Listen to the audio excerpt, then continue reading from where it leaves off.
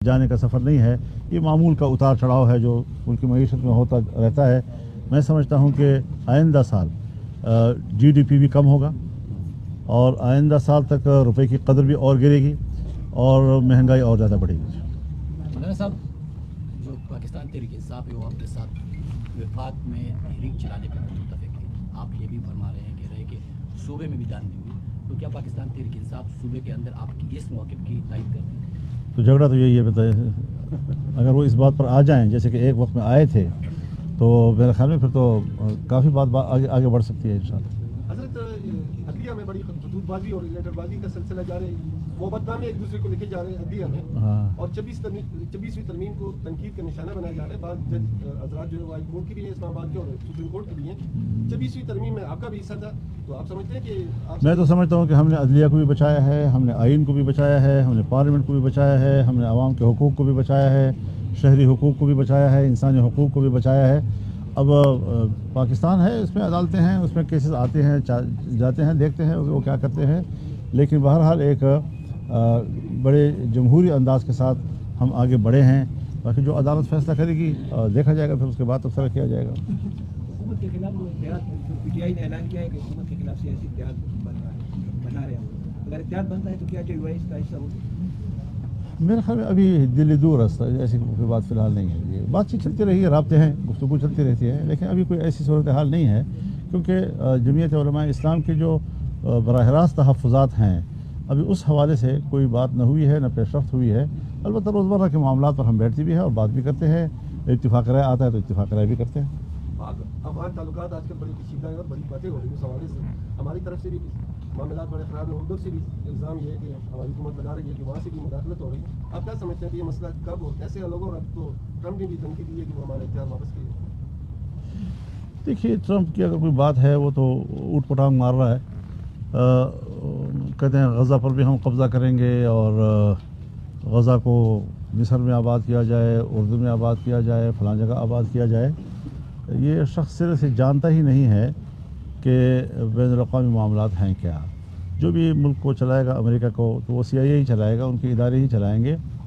और अमेरिका को ये पूरा इदराक है कि अफ़गानिस्तान में जो हुकूमत है वो अगरचे दोहा मुज़ाकरात के एक लंबे चौड़े अरसे के बाद तब्दीली का सबब बना है, लेकिन मुज़ाकरात दुनिया में होते रहते हैं, मामलात चलते रहते हैं। लेकिन ये बात वाज़ेह है कि ताकत नाकाम हुई है और उनको मजबूरन फिर ताकत की नाकामी के बाद मुज़ाकरात की तरफ जाना पड़ा है।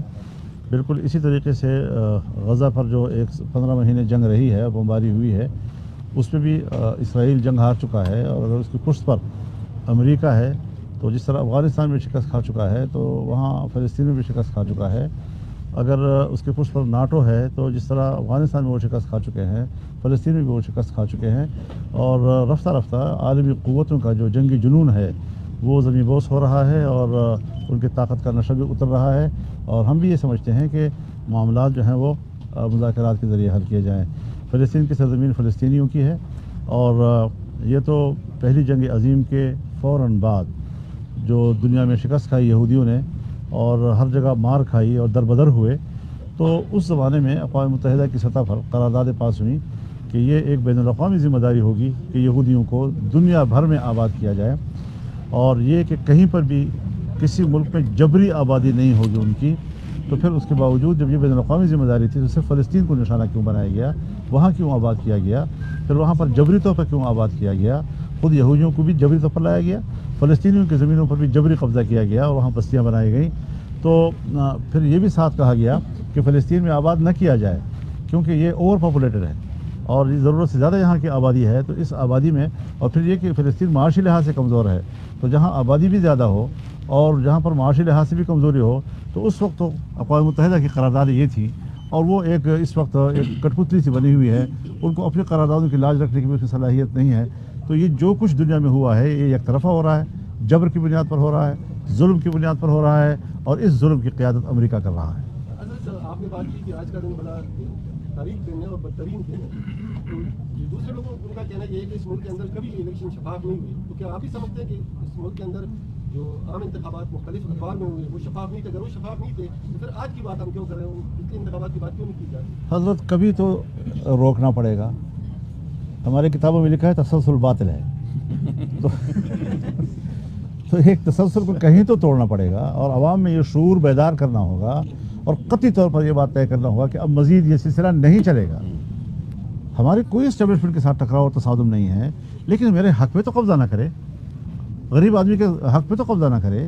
جو اس کا کام ہے وہ کرے، جو میرا کام ہے وہ میں کروں، جو عوام کا کام ہے وہ کرے، جو سیاسی پارٹیوں کا کام ہے وہ ہم کریں، اور ہر ایک اپنے آئینی دائرۂ کار کے اندر رہتے ہوئے کام کرے، تو کوئی جھگڑا نہیں ہے. مولانا صاحب یہ بتائیں کہ اپوزیشن اور حکومت تو آپ کے طواف لگا رہے ہیں، تو کیا اسٹیبلشمنٹ نے بھی کبھی کوشش کی ہے آپ سے ملنے کی؟ اسٹیبلشمنٹ کی کوشش نظر نہیں آتی. وہ غائبانہ ہوتی ہیں. آپ کی جانب سے عمران خان کی رہائی کی بات مطالبہ سامنے آیا تھا عمران خان کی رہائی کا، کیا آپ نہیں سمجھتے ہیں کہ عمران خان بے گناہ ہے؟ مجھے گناہ ہے اور بے گناہی کا پتہ نہیں ہے، اس کا فیصلہ تو یا عدالت نے کرنا ہے یا جس طرح ان کا ایک دنیا میں نظام ہوتا ہے. میرے جو ان کے خلاف تحفظات تھے وہ ایسے نہیں ہے کہ اس کی بنیاد پر ان کو فوراً گرفتار کر لیا جائے اور پھر یہ جو مقدمات ہیں، مقدمات کا اپنی بحث ہے، اپنا موضوع ہے، یہ الگ مستقل. میں کسی سیاستدان کو جیل میں قید کر کے ان کا مقابلہ نہیں کرنا چاہتا، اور اگر کوئی اختلاف ہے بھی تو ہم میدان میں کریں، آپس میں گفتگو کے ذریعے کریں، باہر کریں، لیکن سیاست میں شدت نہیں ہونی چاہیے. اس میں اعتراف کرتا ہوں کہ پی ٹی آئی اور جے یو آئی کا اختلاف میں ہم کچھ زیادہ شدت کی طرف چلے گئے تھے، زیادہ تلخیوں کی طرف چلے گئے تھے، اور ہم اب اس تعلق کو واپس ایک اعتدال پر لانے کے لیے کہ اختلاف رہے لیکن رویوں میں اعتدال رہے، اس طرف لانے میں کافی کامیاب ہوئے ہیں. اور